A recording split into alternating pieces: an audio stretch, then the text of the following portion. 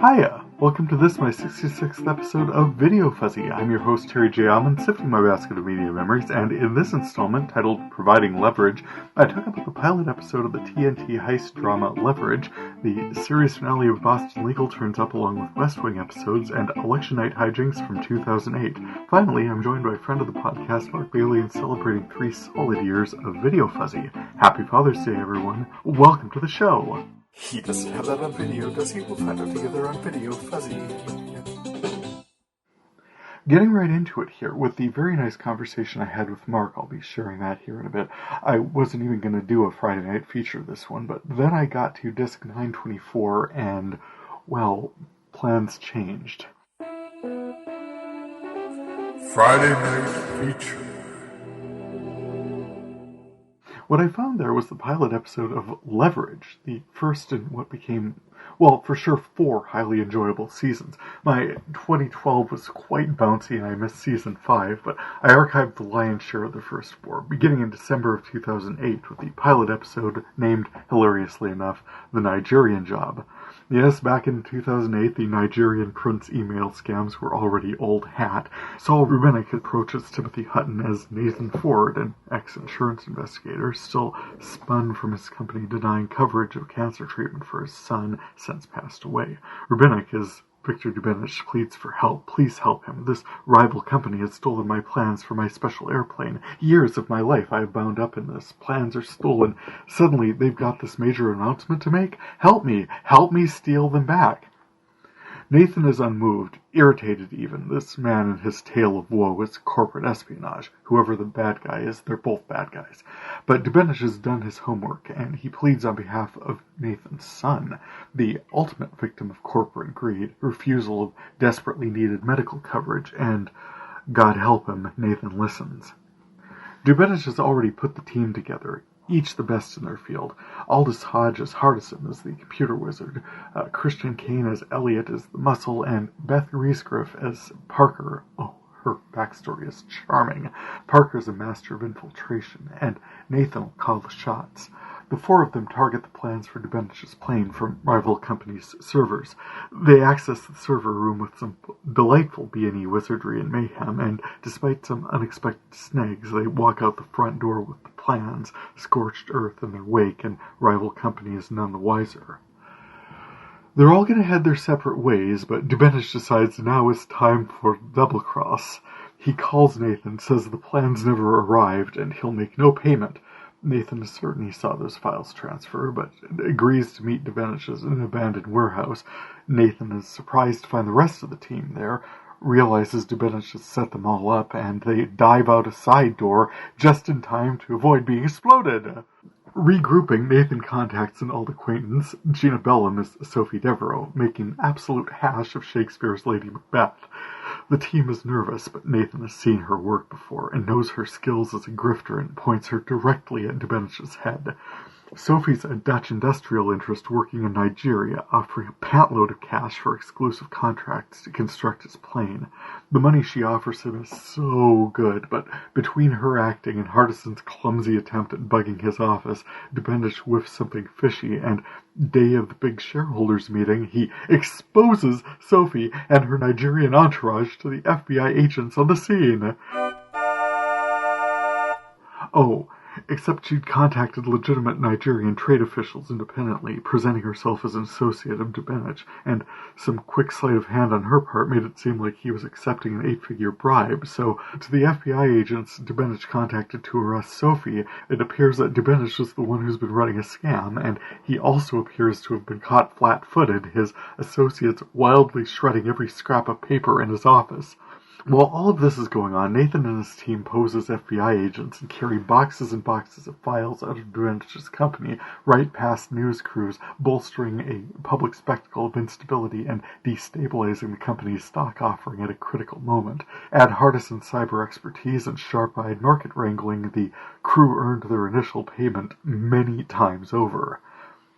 Post the initial caper and this revenge caper, the crew quickly realized that they enjoyed working as part of a team under Nathan's direction, and the payoff was greater than any of them had ever managed before. Nathan's former life as an insurance investigator gave him solid background in scams of all sorts, and the team brought many, many, many skills to the table. In charting their course forward, however, Nathan wanted to focus on using those skills for good instead of evil, and the most obvious targets were corporate criminals. Cut to a tearful couple at the close of the episode sat down with Nathan and his team, explaining how a corporation had ruined their lives and they were at the end of their rope. They'd never be able to pay for the help, but Nathan waved them off, saying, people like that, corporations like that, they have all the money, they have all the power, and they use it to make people like you go away. Right now, you're suffering under an enormous weight. We provide leverage. And our show has a title. There are lots of things that I love about Leverage. First, along with profilers and mysteries, it turns out I love con jobs, particularly with twist endings I never see coming. Leverage, heist, good behavior, the riches, well, first season of the riches anyway. Hustle, oh wow did I love Hustle. Really, so many parallels between Hustle and Leverage, with the crews Robin Hooding, corrupt, malign, and otherwise not at all nice people. They each have 5 crew members, and each has a resident computer whiz, but their approach to the jobs they pulled diverged. The Hustle team was generally in it for themselves, finding their mark, a generally unsavory ne'er-do-well, and shaking them down. The Leverage crew generally had a client, which... how do you advertise those services exactly? Big bad corporation got you down? We've got your back. Call 1-800-LEVERAGE and ask for, oh, we've been arrested. But the thing was on the air for 5 seasons, and the shows themselves were quite entertaining, so they must have managed enough suspension of disbelief to keep it enjoyable. I remember a few recurring characters. One in particular, a former associate, Jim Sterling, played by Mark Sheppard, who kept cropping up to involve Nathan in savory heists. Not to mention Jerry Ryan and Will Wheaton from the Trekverse, Leon Rippey from Saving Grace. Leverage pulled in some very cool guest stars. Speaking of casting, this was the finest role I've ever seen for Timothy Hutton. Absolutely shines. Beth Riesgraff's acrobatic physicality was only outshone by her character's sociopathy. I mentioned her backstory. Beginning the episode, we witness her stepfather denying 9-year-old Parker from playing with her stuffed bunny. Cut to 9-year-old Parker walking away from her house, which explodes as she hugs her bunny with a big smile. Twisted. Hardison traded on someone's stolen identification to secure a penthouse suite and bring a Star Wars-themed fantasy to life. Nice. Oh, and not to mention, given the recent focus on the Jossverse in this podcast, Leverage was such an improved vehicle for the seriously buffed-up Christian Kane, Wolfram and Hart lawyer in the Angel series, then doting husband in the disappointingly pandering Close to Home, Jennifer Finnegan, star prosecutor and sworn protector of a weensy little burg, and in the closing moments, Christian Kane would bumble amiably into view, Joe Blue-Collar not remotely threatened by his glamorous wife and her high-powered career and their adorable daughter in their Wienieburg life because he knew he held it all together for her. So wholesome, Bruckheimer, seriously, I think I need to actually resurrect the late Joan Rivers to make that sound she made miming her finger down her throat and caking behavior during her 1970s stand-up routines. It's all so much fun finding the pilot episode for this entertaining series. I know I caught most of it, and I'm so happy to know I'll be encountering many of these as my cataloging efforts continue. Cross Connection. I already mentioned Christian Kane's appearance in the Jossverse, and I've also tracked Mark Sheppard's appearances through my collection, so Leverage is clearly within a step or two of the Studio 6 Feet Under challenge. But Leverage centers on Timothy Hutton, so tracking the show through him gets me to, he was in the last Mimsy with Rainn Wilson in like a dozen episodes of 6 Feet Under. No challenge at all. In other appearances this set I'll be talking about the season finale of Boston Legal, and Mark Valley from that show. Saw him in the first season episode of Fringe. Very cool. I found a 5th season episode of Desperate Housewives featuring Lily Tomlin talking to Catherine Houston. Both played Jed Bartlett's receptionists in The West Wing, along with Studio 60's Bradley Whitford, and intersectionally in that episode of Desperate Housewives with Frances Conroy of 6 Feet Under. I love how Tomlin managed the phone outside the Oval Office for Bartlett, trading undoubtedly on her experience she gained as switchboard operator Estelle and Laugh-In. What a career! Of course, Laugh-In also occasionally featured Flip Wilson as Geraldine, bringing us right back to Gary Anthony Williams as Clarence and occasionally Clarice Bell in, ta-da, Boston Legal. Rather fun we have. Speaking of intersectionality, I found an episode of Brothers and Sisters with Rachel Griffiths of 6 Feet Under opposite Stephen Weber of Studio 60, and in other just cool encounters, I saw Morgan Fairchild and Bruce Boxleitner appear as Captain Awesome's parents in an episode of Chuck. One of my first encounters with Boxleitner was as a spy in Scarecrow and Mrs. King, which I enjoyed quite a lot as a kid. One of the first golden threads I identified in this project was Patrick Fischler, and I've encountered yet another appearance of him playing the Waffle Nazi in an episode of Pushing Daisies. Also spotted Mark Pellegrino in Prison Break, along with Golden Thread. My most contemporaneous media encounter of Michael O'Neill was the pilot episode of Council of Dads, which I spoke of last time with something less than enthusiasm. I don't know how they managed to pull in TV's answer to Sam Elliott, but when I saw him I knew I'd absolutely seen him before, and then I remembered where. Michael O'Neill turned in a standout performance in The West Wing as Secret Service agent Ron Butterfield. I encountered that episode, the first season finale, What Kind of Day Has It Been, while putting this set together. The set also turned up his appearance in the fourth season episode of Prison Break as Herb Stanton. I've been watching O'Neill for most of my life. I remember watching Jack Klugman and Quincy M.E. He appeared in that show. He showed up in Millennium and The X-Files, and for stuff I probably have archived, together with previous as mentioned, he appeared in 24, Carnival, The Practice, and Boston Legal, Commander-in-Chief, Close to Home, 3 Pounds, The Nine, Criminal Minds, perhaps a second or two of K-Ville. We've never ruled that out definitively. My Own Worst Enemy. He was actually in Leverage at one point. Flash Forward, Sons of Anarchy, Numbers, Fringe, Grey's Anatomy, The Clades, Rizzoli and Isles for at least a little while, and then sometime in the Dark Ages, the Dallas Buyers Club, which I know I watched and enjoyed, but do not know if I've got it anywhere. Michael has a workmanlike attitude toward a line. I think he gets the reason he's in a role is not look at me, but rather listen to this. He's perfectly capable of emotional investment, but his job in front of a camera is to move the story along with an economy of effort that becomes something more than the sum of its parts. Already this is more attention than the man would likely be comfortable with, judging by his screen presence, but hell, with Father's Day this weekend, celebrating the gruff, no-nonsense sensibility of Michael O'Neill, one of the dadliest dads on screen right now, seems especially appropriate, so why not? You make it seem effortless, and that's some of the hardest work of all. Good to see you, and well done, fella. Diving into my classic collection. I mentioned I encountered also in this set discs 901 through 925 in my VHS-to-DVD collection, the series finale of Boston Legal, David E. Kelly's outrageous legal dramedy starring James Spader, William Shatner, and Candice Bergen.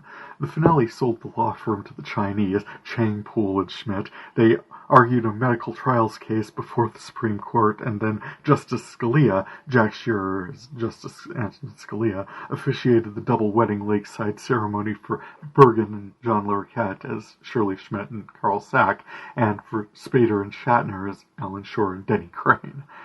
The finale was a flourish of frivolity, capping off a story arc that traced Denny Crane's looming dementia, punctuated with the recurrence of Bess Armstrong as a Season 4 client and love interest whom, very confused, Denny stumbled into her home and her bedroom in the previous episode, and a Thanksgiving special that gathered the whole cast, why not, around Shirley's dining room table to explode into fights over every possible topic. Politics especially. Back in episode 40, I recreated the Democratic primary argument Shirley and Alan got into over Hillary and Obama.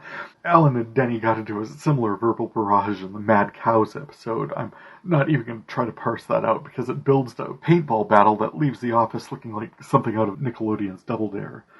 The show was a reliable and often self-satisfied celebration of liberal points of view, conservative straw horses barely sufficient to withstand the stomp of gleeful boots. I feel like The West Wing was better. Yeah, the Wags called it the left wing, and for sure that tracked, but when Aaron Sorkin sends Titans into the field, he's gonna give them some giants to fight. Jed Bartlett fought a folksy populist for re-election, and there was never a question which point of view Sorkin preferred, but Sorkin did make him earn it. And Santos was matched brilliantly opposite Alan Alda as Arnold Vinnick. The famously liberal Alda found, I thought, exactly the right voice for this California conservative. It made for great drama, some great talking points, covered a lot of realpolitik. Santos facing a black congregation in the wake of a Hispanic officer shooting a black man, and Vinnick haunted by a meltdown in a nuclear power plant that he approved.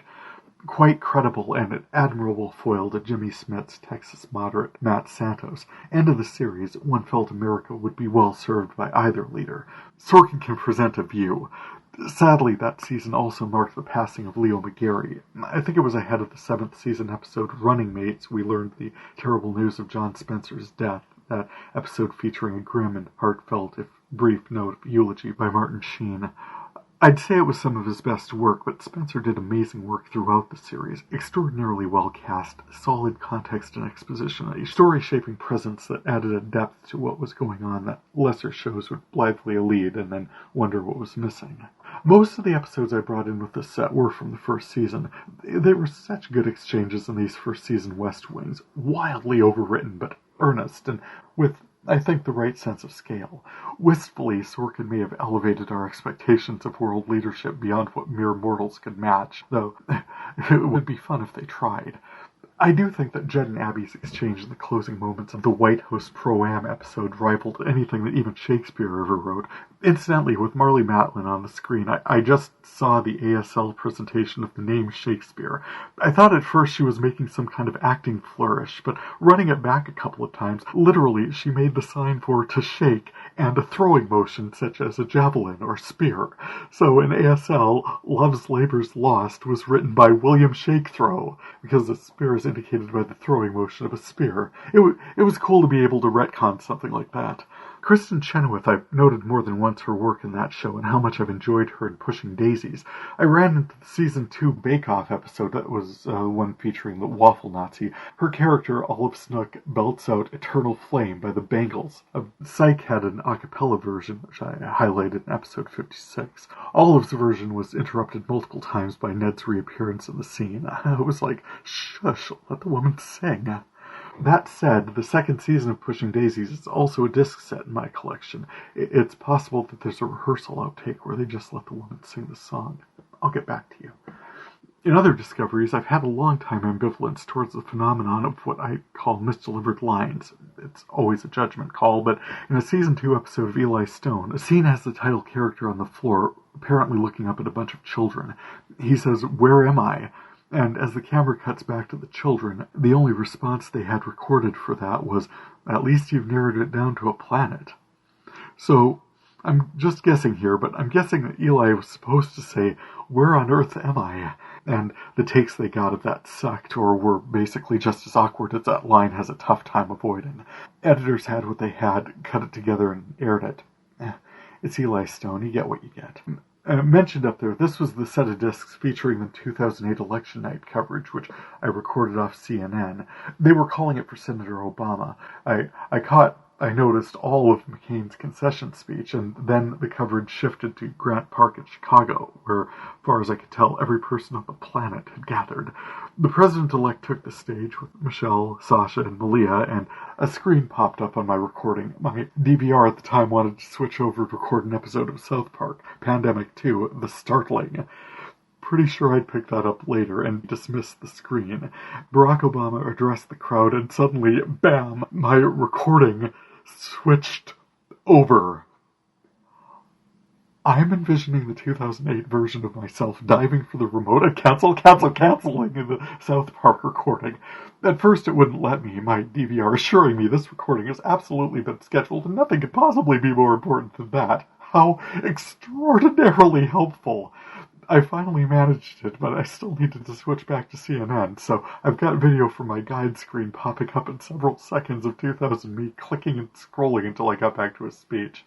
So, despite that momentary, if outlandish glitch, I do have most of the Grant Park speech, and we had the transition, the inauguration, his entire first term and re-election. So, regardless of my having glitched 20 or 30 seconds of his first national address as a newly mentioned president-elect in my personal video archive, but, oh wow, have I noted some bad luck with DVRs at my critical junctures.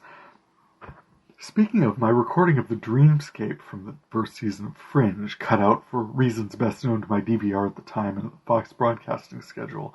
I think I was recording lots and lots of things at the time to write about them, so it's definitely a thing that would happen. At the 52-minute mark, the recording just freezes and stops, and I see myself scrolling through my episode guide looking for perhaps the last 8 minutes of it were maybe recorded separately. Sadly, not available.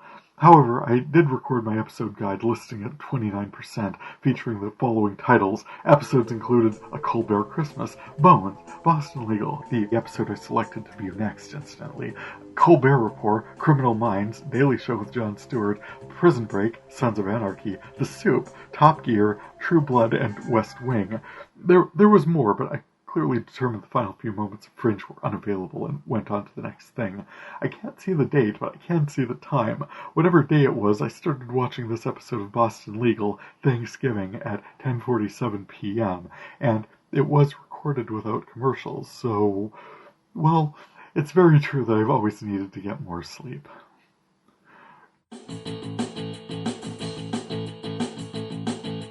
Checking out my current collection. Not much to report for this section. Most of the shows I watch are on hiatus, and most of what I did for this one was catalog my classic collection. I did, however, see an episode of Supernatural in the lineup that I felt it would be cool to grab. And it was, just not for the reasons I suspected. I found the episode Crossroads Blues from Season 2, which I've said elsewhere I believe I've got the first 4 seasons of the show recorded somewhere in my collection. They just haven't turned up yet. I'm on disc 925 of 2,570. I'm sure I've got quite a few things all over the place in there.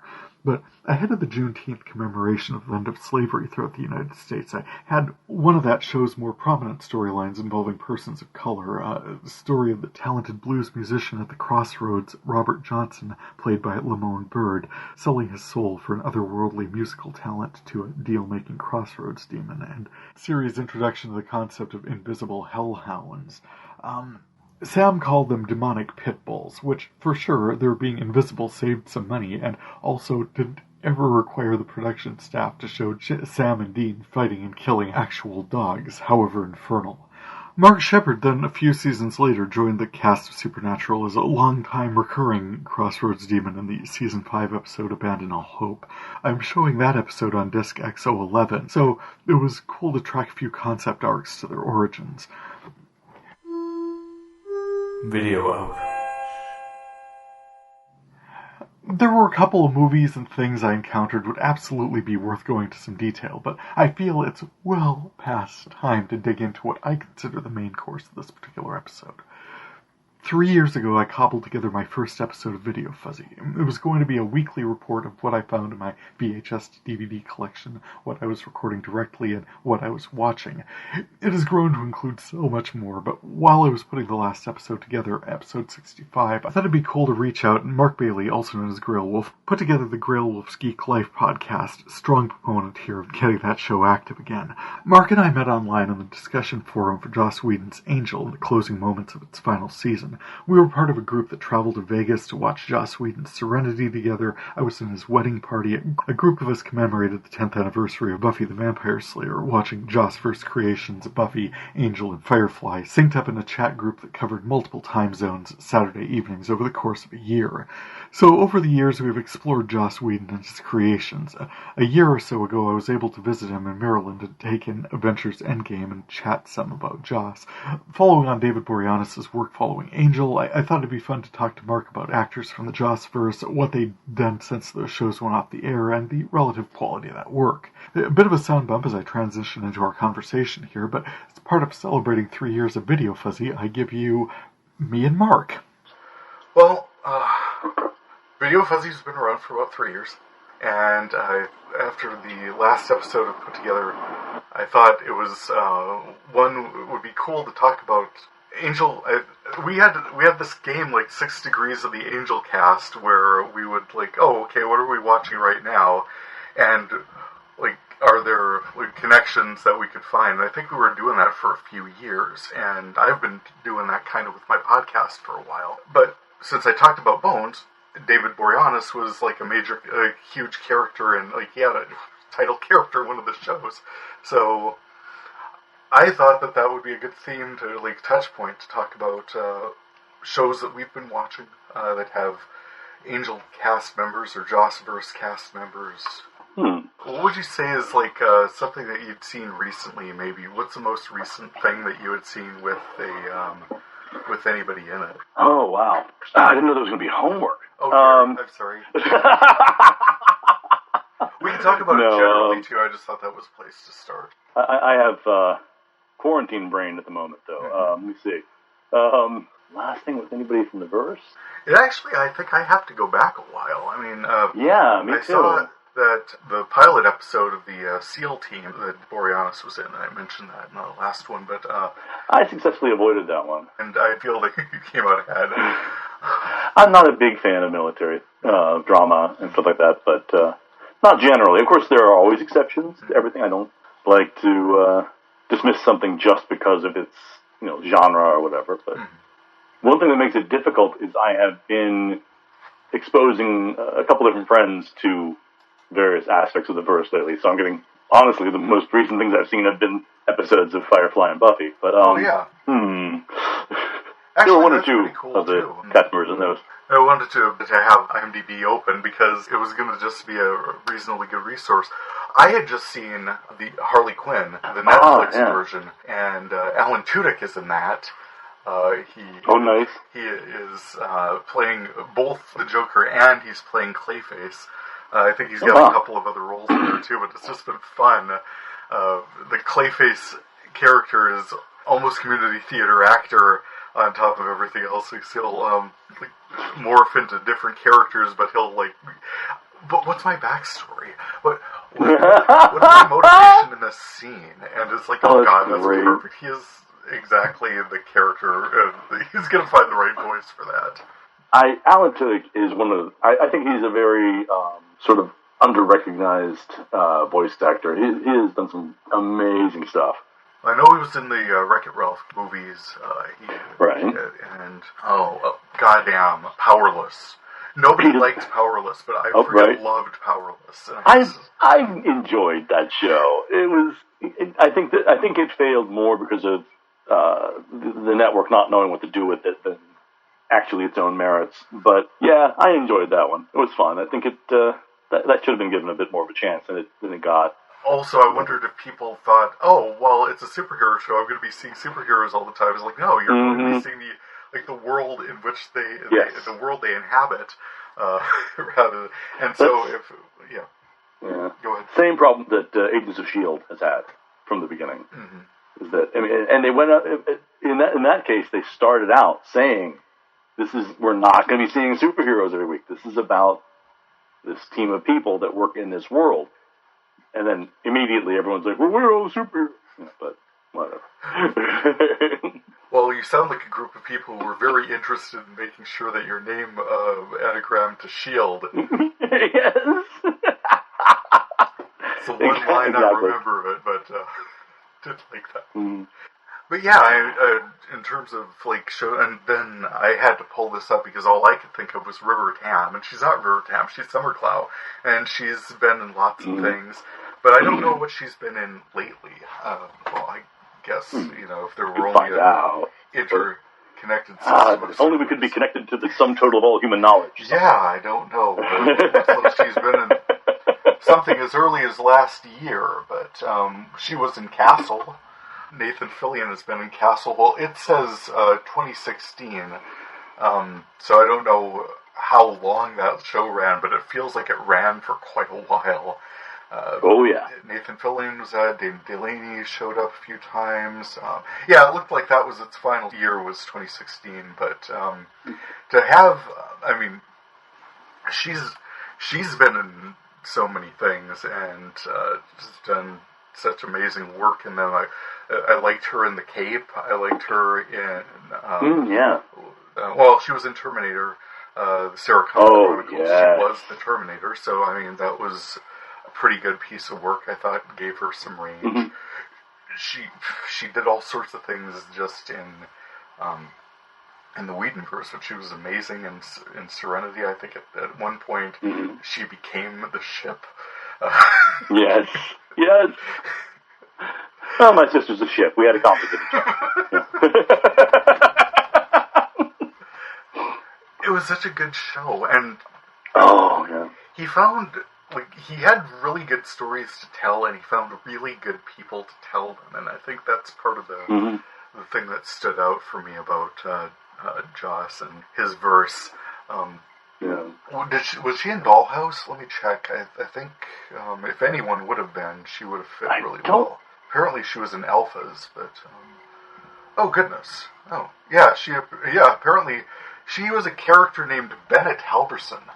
And I don't remember her... Yeah, that's the noise I would make. It's like sometime...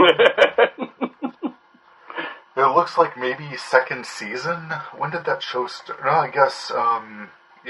technically that show did have 2 seasons, but yes, it's like one really long one. But yeah, it's been a long time since I've seen it.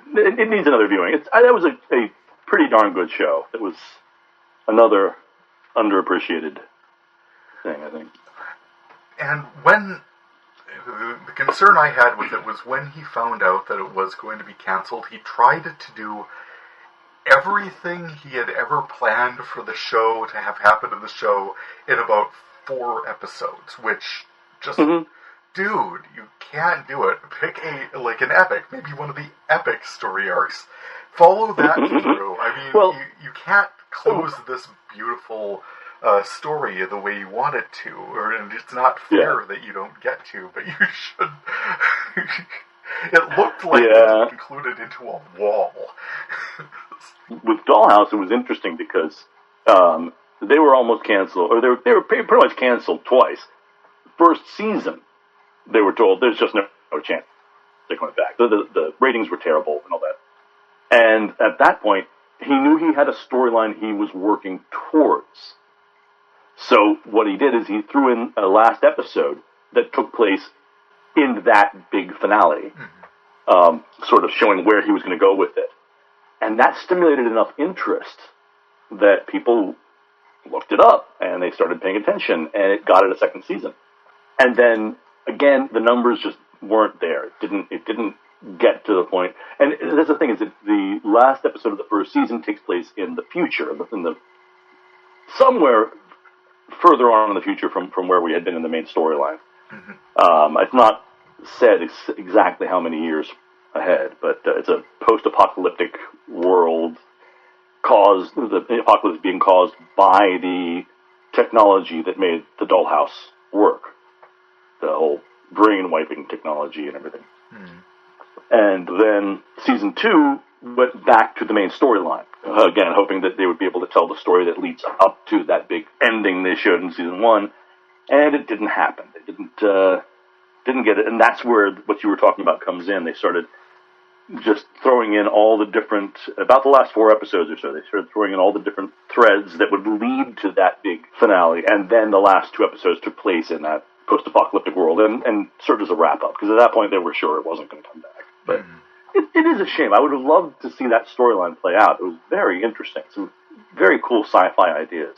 Well, and Joss has had, I think, a fascination with moral ambiguity. He has characters like the technician in Dollhouse, who is like, no, I am this smart, and I can do this, but am I ever asking whether I should be doing this? Or what am I doing with this power? Am I helping the world, or am I basically just a corporate tool? Or am I making things so much worse? I was going to bring up Gina Torres and her various arc. I hadn't realized, because it just went right out of my memory after it aired, but USA had a spin-off sequel to Suits, where they had a guy who was just this legal genius, but he couldn't get a law degree, so they created one, or cobbled some kind of backstory together for him to work at this law firm and just be amazing, but he really shouldn't have been there, and there's always, oh my god, is he going to be found out? Oh, stop it. But that show seemed to be ridiculous. But apparently one of the characters, Gina Torres, was on there, and she had a show for at least a season where she went back to Chicago, and she dealt with political corruption and just tried to make the wield the power of City Hall to help the poor folks, and it was kind of like it was kind of redemptive. I mean, I guess because her character in Suits wasn't altruistic and good and pure and nice. But she's played characters like Jasmine, who, am I good? Am I bad? I'm awesome. I make everything great, but I also kill people. Just, indiscriminately. And eat them. Yes. Is that a thing that, I mean, that's the sort of thing that I think just Joss gets really excited about. He has a character, am I good? Am I bad? It's like, it's beyond good and evil. It's like, is it really? If we were to point to something about Jasmine, is that she lies or deceives, that she doesn't doesn't give you this choice. She just presents it as the universe you're living in, and you are blissed out beyond until you're not. And is that, I don't know, looking at today's dystopic reality, oh my God, would that be better? I don't know. I feel like it's a choice that we get to have. I mean, if we wanted to be ignorant of all of the things that are happening and just focus on, am I okay? Am I getting the access that I need? Is stuff working for me? And if stuff is working for me, that's got to be good enough. And I think, no, shows like this point out that maybe you need to focus beyond what's working for you and see if there's a way to make things work for everyone. I couldn't remember the number of shows that they were talking about, but someone posted that you can't raise a generation on Harry Potter and Hunger Games and shows like that and expect them to just be okay with that we're raising people with the stories that we're telling them, that you've got to make this work for everyone, and leaving people out and leaving people behind isn't an option. So I feel like those are good stories to be telling, especially since it's the young people that are probably going to save us. So now, is that also trying to throw the burden onto other? But yeah, that might be a tangent that we don't need to go on. But at least we acknowledged it. I wanted to mention The Crazy Ones with I never got to see that. Oh, I really want to. What I want to do is that aired in its entirety before I was able to start recording things and get them into my head. That was Sarah, and it was Robin Williams, and it was so much fun. It was wrong. It never should have been. It was just this very crazy advertising agency that all sorts of wacky things were always happening interpersonally, and I felt like, as any kind of office situation, this wouldn't have been able to work, but the people that they got to be in it, they played off of each other really well, and they found energies that each other had that were, and I haven't seen it since 2016, and I was like, you know what, if we had just gotten started with our recording just a little bit sooner, I would have some of Robin Williams', I wouldn't say his best work, but certainly some of his most delightful. He was a dad trying to reconnect with his daughter, and the difficulty involved with that. And to have Sarah Michelle Gellar so far beyond, matured so much from the Buffy series, and doing some completely different things. I mean, she wasn't Buffy, but at least a couple of points in the show, they really capitalized on the fact that we got Buffy Summers here. We have her do action sequences that make no sense, but I think at one point she was trying to get her driver's license, and there was it was a very crazy situation, and she was just I'm an action hero, what the hell? It worked. Oh yeah. I've got to see that. At some point I know it's streamable. I always want to get everything on DVD because I was going to say when I'm old, but here we are.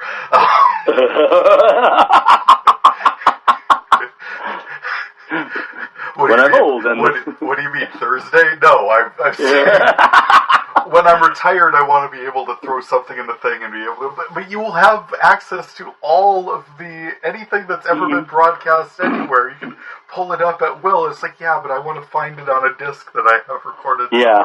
Yeah. No, that's actually, that is something that I wrestle with a lot, because I do enjoy having things on physical media of some kind. It gives a surety that you'll be able to find the thing again. Too many times I have found some beloved thing, watched it, and then go to show it to someone else, and it's just not there anymore. Yeah. And even in situations where, for example, let's say that you go to Amazon and you buy whatever it is, a TV show or a movie, if down the road somewhere the company that made that television show or movie pulls its licensing agreement from Amazon, you no longer own that thing. Access. You Yeah, it's gone. Yeah, it's not like... But now, the physical media, I totally get it. DVD is already pretty much eclipsed. Blu-ray is the way to go, although they're still selling DVDs. It's sort of a trickle. But physical media itself is sort of going away to a lesser extent. But I don't know. And I have gotten rid of a lot of my old collection, because there's a lot of things that I just went through and looking at it. Realistically, I'm never going to watch this again. And if I decide to, it's going to be streaming somewhere. Yeah. You know? So, I got rid of it's streaming piles. somewhere. And CDs, too. CDs are another one. You know, I still have tons of CDs, and I need to go through to get rid of some of those. But this is all music that I grew up with and that I loved, and all of the Tory, all of the I know that I transferred practically everything, and it's all in MP3. But I went through a few years ago and found that there were songs that I knew I had that I don't have, or as I went from one computer to the next, they were not coming up on the new computer, and I was like, okay, well, I can always get them again if I want to, and, I will probably, I don't know, they're all somewhere. Everything is somewhere, but some things aren't, and that's such a problem for me, because I will, just going through this, I found, one of the... West Wing had a documentary where they were talking to governmental officials who were, reacting to the show and what they're getting right and what they're getting wrong, and, some of the value of having a show like West Wing on. And I was like, oh, yeah, I know, I saw that somewhere. And it's like, well, I just ran across it, and now I know where it is. But it's like, I bet that's somewhere. If I'd wanted to track it down or see it, I could. But in that I own it, I'm more likely to, because if I was going to pull something from the mass of all human media, it might not be that. It's the tyranny of choice, or the tyranny of too much choice. It's like, what will I watch? Well, any damn thing. What have you been watching lately that really stands out, or that is of interest for people that they should track down and watch it? Because that was really cool. Right now, my son and I are watching the Clone Wars, the animated Star Wars series, which is freaking phenomenal. I really have been enjoying this. It's a lot of backstory, and it's one of the big things. It takes place between Episode 2 and Episode 3. So this is, the Clone Army has been created, the war with the Separatists is going on, and that's really what this focuses on. And it's Anakin and Obi-Wan, and Anakin gets a Padawan. And it's really mainly them, also certain notable clones, and a few other side characters here and there. And it's really filling in a lot of backstory. But probably the thing I'm enjoying the most is it's really letting us see Anakin's teetering on the brink of the dark side, which is not something you got as well, I think, in the movies. I mean, you got it, but they had to rush it, and I really don't feel like they sold it very well. That's just, personal opinion. But I was left feeling a little bit underwhelmed by that. I didn't buy him going so quickly from, stalwart and true Jedi Knight to killer of the younglings. Sorry, spoiler alert. Sorry. But, Spoilers. you know, I will say, though, we are not through it yet, and I know that the final episodes of Clone Wars coincide with Episode 3. Mm-hmm.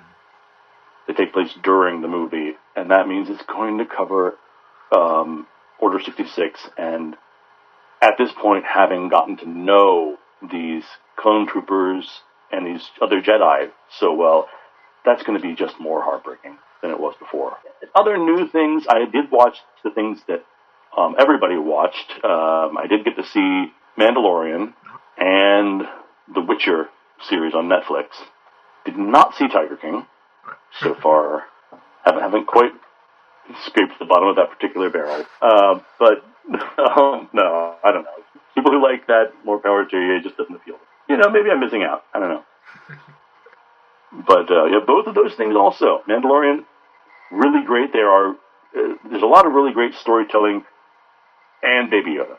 He is fantastic and cute and amazing, but he's not all there is to the show, surprisingly. Oh, you wouldn't anticipate that from, like, he is the entire show. He is Star Wars now, yes. In terms of, like, what's shared. 70% of all the memes on the internet the month after that show dropped were Baby Yoda related. And he is amazing. They happened to hit upon, but through intense work on their part, I gotta say. They happened to hit upon just the cutest combination of features and movements that have ever existed in one place. It really, my son can't get over him. He's just obsessed. Baby Yoda calendar, posters, t-shirts, all sorts of stuff. Yeah. You had mentioned that you were sharing the Jossverse with some new fans.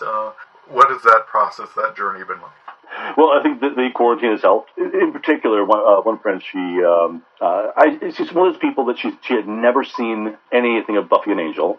She had seen Serenity, the movie. Actually, she went with us when we saw it in the theaters once, and really loved it, but hadn't seen Firefly. Oh. So that was sort of it. It was like, oh, well, you really like the show then. Here, you should watch this. And the first episode's free.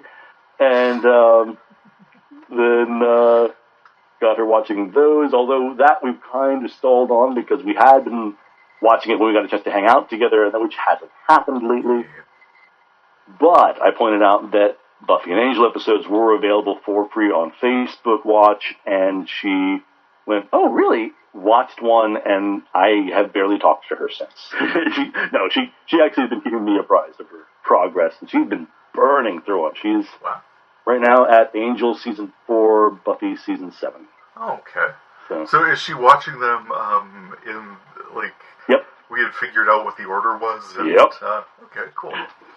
The DVD sets that I've got, they're not even just Jossverse, but they're kind of like when Tim Minear would take on a project. And he'd been involved in Joss's productions, and I think that he was a showrunner on Angel or something. He was really involved with it. Point Pleasant was one of them that I have, mostly because he was a name on the project. Miracles, I know I have pretty much because he was the guy on that one, and he had some really exciting storylines, but I also think that he had trouble keeping shows on the air, because I will have, like, one season of something that 6 episodes got aired. Wonder Falls was one that I think a good chunk of that got on the air, but a lot of it didn't, and it was like, he's great at pitching shows, but then, like, networks get tired of him almost instantly, and I feel bad about that. Wonder Falls is one of those things that is something I should have seen so long ago. I saw the episodes that aired, and I own the DVD set. I can't bring myself to finish it because I don't want it to be over. God, that is the most beautiful reason for not having seen the rest of it. Because then it will be I love done. these people, and I don't want it to be done. Right now, they're in stasis somewhere between 2 episodes, and if I watch just 2 or 3 more, they'll be gone forever from my life, but, Well, the story, I think, I can't really remember it at this point. It's been a good long time since I've done it. It does. I mean, I love Jay. I love her universe, and it's a beautiful, weird, wonderful thing that happened. And we're speaking of Josper's crossovers. I did just get to the point where Kaylee enters the picture. Oh right, yeah, I do. Yeah, Joel was in that one. Yeah, I remember how too. Yeah, it was a oh my god. It's good to see faces, and her character is very different in Wonder Falls. But I was going to mention from along with Tim Minear, Marty Noxon had a series. I think it was either a year ago or 2 years ago, where she called Dietland, and it was this dark. Again, everything in the world is dystopian. Of teen girl magazines, and there was this idea that, hey, we should really be empowering these girls. And it's like, no, we're going to conform them into 1950s housewives. And it's like, well, we can do better. We can make people feel like they're involved. And there was a counterinsurgency called Jennifer or something, where there was all of these cultural forces that were involved in the show. I think at the time it was just fun to see it playing out, that women were recovering their power, and I think, okay, well, you know what, if we're going to live in a dystopia, I want to see this kind of stuff happening in it. I want to see this kind of fight being fought. So it was good to see her name involved, and she'd been involved in Buffy since the beginning, I think. Pretty close. I think a couple seasons in. Yeah.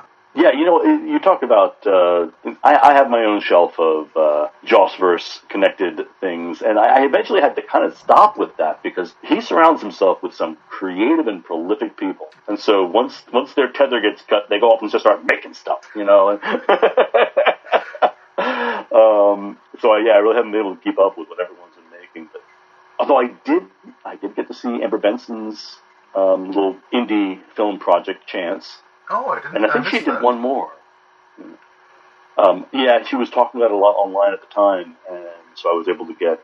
This was before I think Kickstarter was much of a thing, but she did something like that where she asked people to help donate to the production costs, and in exchange she sent out some signed, little mini movie posters and things like that. So I got some swag from that. So that's on my Joss shelf. Mm-hmm. And True Calling was there for a while. Where we got Eliza Dushku, what we had her do was run. Mm-hmm. So that's what she does. It's what she does. It's all she does. No, she worked as a coroner, or with a coroner. That makes sense. And sometimes the bodies would talk to her, and they would just basically just say, "Help me," or something along those lines. And then suddenly she goes, and she's like a day in the past. Yeah, I never. And she's reliving that day. And so she's got to figure out what happened to this body. Now, it'd be great if they had let her, from the point of view of that present time, have a few extra minutes to figure out what just happened to them, why this person's a dead body, before sending her back in time. But, the powers that be, they don't plan. She'd be thrown back in time and then have to try to prevent the murder. It was intriguing, and I did not like it.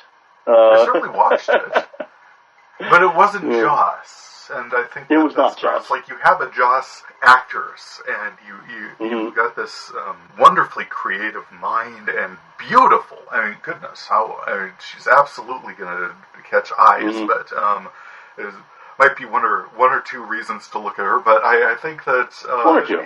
But you don't have the writing behind it.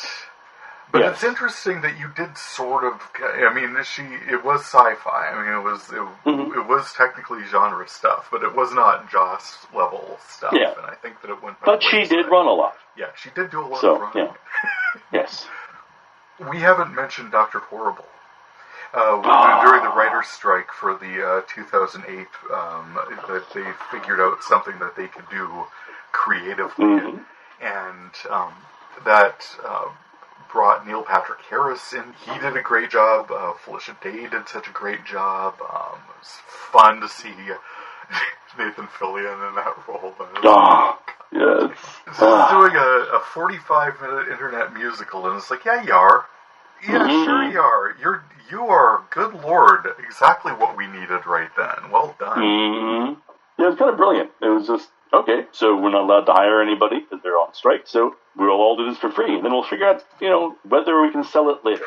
That was kind of brilliant, just, we all just contribute our time, and it was a good way to keep everybody busy, and it was freaking brilliant. I love the fact that they wrote 2 musicals, because they wrote Dr. Horrible, and then they wrote Commentary, the musical. A fully written musical that is the commentary. Oh my god, it's brilliant. That's brilliant.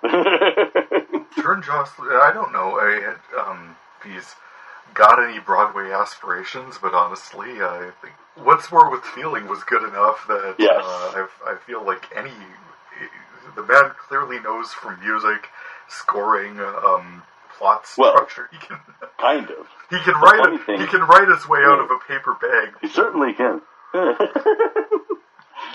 I'll put that up against almost any hour of television ever created. That was just astonishing. One thing that I should talk about was probably the reason that I wanted to put this together. The Reduced Shakespeare podcast had talked to Amy Acker about her role in Much Ado About Nothing, which I haven't seen, and I want to. It's nothing about, I'm beyond Shakespeare, because I'm not. I absolutely want to see Joss Whedon's production of Much Ado About Nothing. I just haven't. It's fantastic. I love it. Was that filmed at his home, or was it just rehearsed in his home? So over a weekend, yes. And I felt like hearing about that was also like, oh, hey, that's a where are they now kind of thing. Amy Acker involved in it because she was in Dollhouse, she was Whiskey, she was so many different things in Angel in just like a really short character arc, honestly. It went from, hey, I'm a scared little mouse in a demon universe to I'm an old one. You know what? Most people's arcs aren't that epic. Yeah. And now she was Beatrice, so, well done.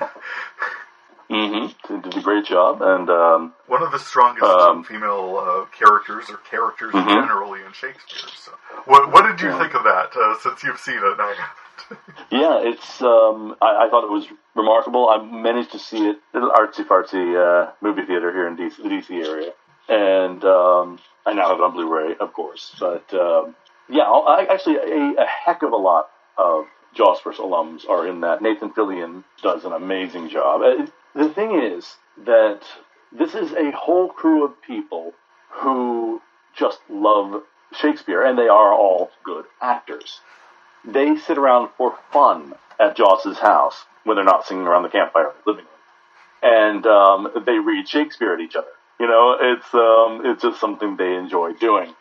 So they not only do they have it down, but they understand it. So as a result, I think it is one of the most genuinely funny versions of this story that I've seen. The humor in it really shines through because they know that they're supposed to be being funny, and they understand what the words mean. And I'm not going to say that most artists or most actors don't, but it does. I will say that I don't know why, but for some reason, most Shakespeare productions that I've seen do have a sort of stuffiness to them. I remember the Kenneth Branagh, Emma Thompson, and everybody else in the world version of Much Ado that was wonderful. But yeah, a lot of these people were brought in because they were big names, not because they understood the material. And you could tell, and it was still excellent. It was just not as true, I think, as it could have been. And then this, I think Joss's version really rings with truth throughout. And they did update it. It's done in modern world, modern setting, but that really only affects the costuming and the scenery. But I thoroughly enjoyed it. Definitely. Alexis Denisov, of course, is also the male lead, and a number of other Jossverse folks peppered throughout. Yeah, I'd like to see this Benedict. Yeah, at some point I will have to... I imagine that everything is probably going to air on TBS at some point. I mean, I was really happy to find Branagh's Murder on the Orient Express available this early on FXX. Or I think it was on that and FXM, I think, FX Movies. And it's like, for as long as that's going to happen, which is not going to be forever, because... that is not going to be a revenue stream for very long. It's like, we are in an era where you can still sell advertising on cable, but not for very much longer. And I guess I'm enjoying it while I can, because they have been airing good titles faster. I saw a whole bunch of stuff from 2018 recently, and before you might get a movie that was like maybe 3 years old, maybe 4 years old, would finally get onto free cable or basic cable. And like, I'm going to enjoy that while I can, because pretty soon, if I want to see it, I'm just going to have to pay $1 and stream it. I was like, yeah, it's my least favorite way to watch anything, is through my computer. And it is because all of the means by which that isn't enough. You guys have to run little ads along the bottom of the screen, and I have to be constantly aware that I'm watching something on my computer. And it's like, well, you know what? They're making phones better. Streaming rates are only improving. So, yeah, probably pretty soon that's going to be the only way you can see anything, and it'll be fine. But I like this way, because I'm old. Yeah. I'm old, and I want to archive it. It's like, you don't have to archive it, dude. You're streaming it. I know, but one electrical storm, and none of us are streaming anything. So, yeah. Now, of course, you're talking about Jossverse stuff and talking about streaming. So you actually have a leg up pretty significantly on the young whippersnappers who are streaming all their stuff now, because you saw Buffy and Angel, well, Buffy especially, the way it was supposed to be seen. Have you watched any of the streaming stuff? No. Depending on the episode and depending upon what you are using to watch it, what device or whatever, they have, because they did go back and remaster all the episodes so that they could show them in high definition, which is great. I'm happy they did that. The problem is that they remastered all of them into a widescreen format. You know, Buffy was not filmed to be in a widescreen format. Nope. It was filmed to be in the typical television format of the time. Which is 97, which I think is 4:3 even, some of it. Yeah. Or, I mean, I think that they were starting to get letterbox a little bit, but... a bit. Yeah. But not all the way through, I don't think. I haven't pulled up the disc for a while. Yeah, we had small, crappy televisions at the time that if you tried to do letterbox, your picture got smaller and it became invisible. So a lot of people didn't like it. I did. I wanted to see the whole picture. But now, depending on the episode, they've done various things to make that happen. Sometimes they just remove the mat and show you the side that you weren't supposed to see, which I've heard of a couple of scenes where you can see stagehands and things, but I haven't verified that with the new batch. I know the early DVDs they released in England had a whole lot of scenes where you could see stagehands and things you weren't supposed to see, because England had letterboxes in standard format then, so they just, whatever. And the other thing, though, is that in the remastering, they've gone through and, let's say you've got a scene where there is, you got folks in a room, it's nice and dark and shadows and books and musty looking, and then there's a flash of magical energy that comes out, whatever. Well, they've remastered the room, they've lightened it, which is not always a good thing. And in remastered, you go back to what the picture was when it was filmed. Now, the darkness and the gloominess in the room was probably a filter that was applied later. They haven't always reapplied those filters. So you've got scenes, for instance, there's a dream sequence with Buffy and Angel where the two of them are together on the beach. I think this is in early season 3. And then she looks up and he's all corpseified and gross and I think crumbles to dust. But it's supposed to be I think evening on the beach, but there's still some sunlight. And it looks like noon. Oh, God. in the remaster because they didn't apply the filters correctly. Oh, God. Then, getting back to our scene of gloom with the little magical bursty effect, that little magical bursty effect was created on top of this scene for the old TV format and resolution. So, if you just leave it as it is, it looks a little antiquated and kind of 8-bit. Yeah. Yeah.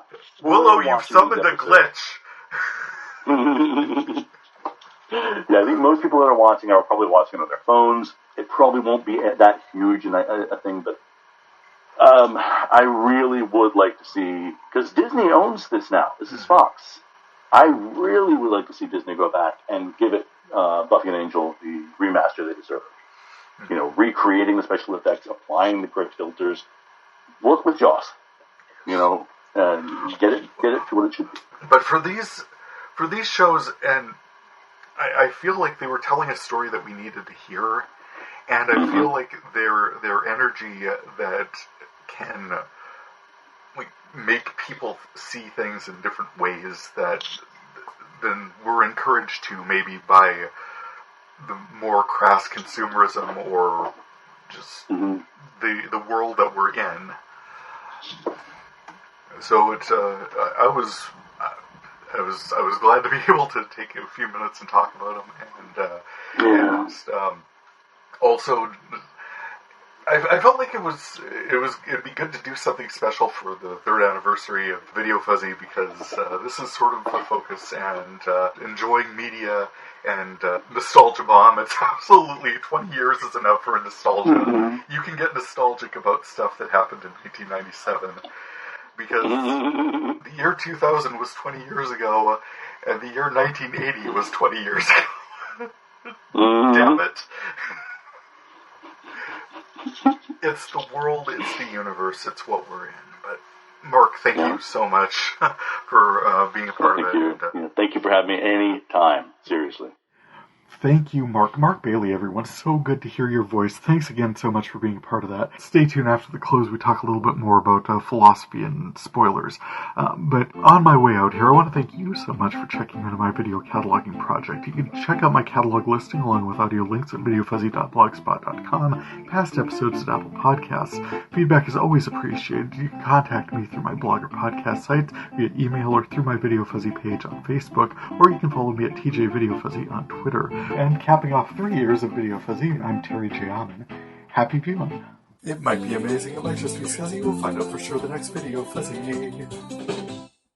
This is podcasting gold. What are you talking about? Video outtakes.